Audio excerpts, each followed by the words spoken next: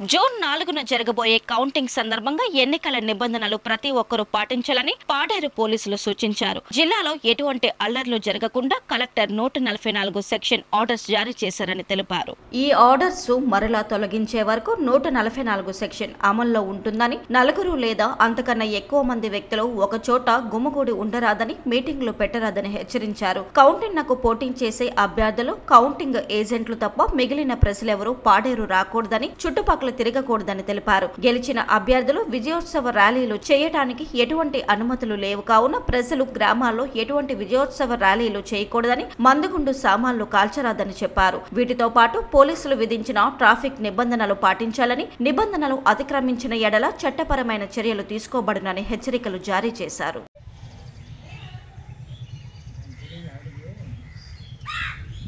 మనది district head quarter అవడం వల్ల పాడేరు. సో ఇప్పుడు మనకి జరగబోయే కౌంటింగ్ అరకు మరియు పాడేరుకి ఇక్కడ మన స్థానిక డిగ్రీ కాలేజీలోనే జరుగుతుంది. దీనికి సంబంధించి మరలా కొంచెం మన ట్రాఫిక్ డైవర్షన్స్ అనేవి ఇవ్వడం జరిగింది. సో కలెక్టర్ గారు కూడా మన డిస్ట్రిక్ట్ మొత్తంకి కూడా 144 సెక్షన్ ప్రొసీడింగ్స్ ఈరోజు ఇచ్చారు. ఇవి టిల్ ఫర్దర్ ఆర్డర్స్ వరకు డిస్ట్రిక్ట్ మొత్తం అంటే 144 సెక్షన్ సిఆర్పిసి ప్రకారం ఇచ్చారంటే నలుగురు లేక అంతకన్నా ఎక్కువ మంది వ్యక్తులు ఒకే దగ్గర గుమ్ముగూడి టౌన్లోనే కాదు గ్రామాల్లో కూడా ఎంటైర్ మన అల్లూరు సీతారామరాజు డిస్ట్రిక్ట్ మొత్తం కూడా ఇది ప్రొమల్గేట్ అయి ఉంటుంది కాబట్టి అందరూ సహకరించాలి.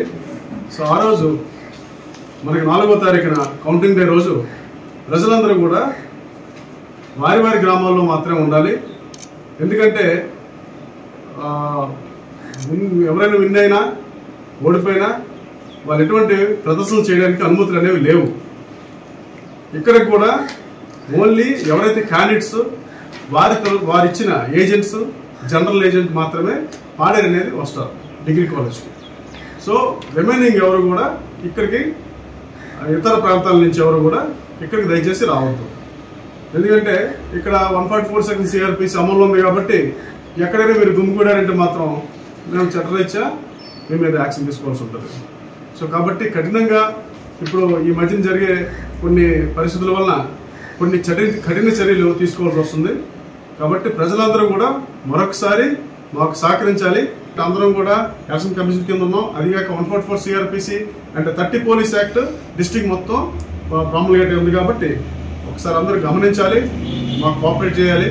సో ఆ రోజు కూడా కౌంటింగ్ అయిపోయిన తర్వాత ఎవరు గెలిచినా కూడా వాళ్ళు ఎట్టి పరిస్థితుల్లో కూడా ఈ క్రాకర్స్ కాల్చడం కానీ, లేకపోతే ఊర్లో చూడరు కదా అని చెప్పేసి అంతగా అని అక్కడెక్కడ ప్రదర్శనలు చేయడం, లేకపోతే గెలిచాం కదా అని చెప్పేసి ఇక్కడ ఊరేగింపుకి వెళ్ళడం, ఇవన్నీ కూడా చేయకూడదు. దయచేసి అభ్యర్థులందరికీ కూడా మేము మరొకసారి విజ్ఞప్తి చేస్తున్నాం. ప్రజలందరికీ కూడా మీ తరఫున విజ్ఞప్తి చేస్తున్నాం. పోలీస్కి కోఆపరేట్ చేయండి. ఎట్టి పరిస్థితుల్లో 144 సెక్షన్ ఆర్డర్స్ని కానీ, 30 పోలీస్ యాక్ట్ ఆర్డర్స్ని కానీ అతిక్రమించినట్లయితే మీ మీద చట్టరీత్యా నో డౌట్ ఎవరైనా కూడా యాక్షన్ తీసుకోవాల్సి ఉంటుందండి.